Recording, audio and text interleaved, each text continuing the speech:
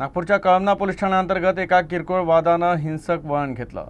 पानठेल्यावर झालेल्या हल्ल्यात दुकानदार गंभीर जखमी झाला असून पोलिसांनी 3 आरोपींना अटक केली, तर पुढील तपास सुरू आहे। नागपूरच्या कळमना पोलीस ठाण्याअंतर्गत आजरी माजरी परिसरात बुधवारी रात्री ही घटना घडली। 3 युवकांनी मिळून एका पानठेला चालकावर हल्ला केला। मिळालेल्या माहितीनुसार जखमी मोहन हे पानठेला चालक असून आरोपी लखी हरणखेडे, विशाल बोरकर आणि पियुष कांबळे हे त्यांच्या ठेल्यावर चहा पिण्यास आले होते। यावेळी त्यांच्यात वाद सुरू झाला। दुकानदारानं त्यांना समजवण्याचा प्रयत्न केल्यानंतर ते तिथून निघून गेले। मात्र काही वेळानं ते पुन्हा परत आले आणि वादानं उग्र रूप धारण केलं। तिघांनीही लाकडी दांडके आणि चहाचे भांडे वापरून दुकानदाराच्या डोक्यावर हल्ला केला। यात तो गंभीर जखमी झाला। तसेच दुकानात तोडफोडही करण्यात आली। जखमी मोहन यांना तात्काळ मेयो रुग्णालयात दाखल करण्यात आलं असून त्यांच्यावर उपचार सुरू आहेत। घटनेची माहिती मिळताच पोलिसांनी तात्काळ कारवाई करत 3ही आरोपींना अटक केली असून पुढील तपास सुरू आहे।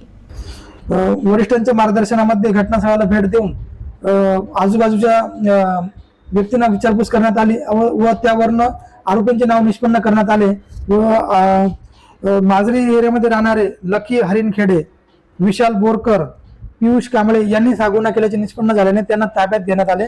त्यांना रितसर अटक करून त्यांना अटक करण्यात आलेली आहे। गुन्ह्याचा पुढील तपास चालू आहे।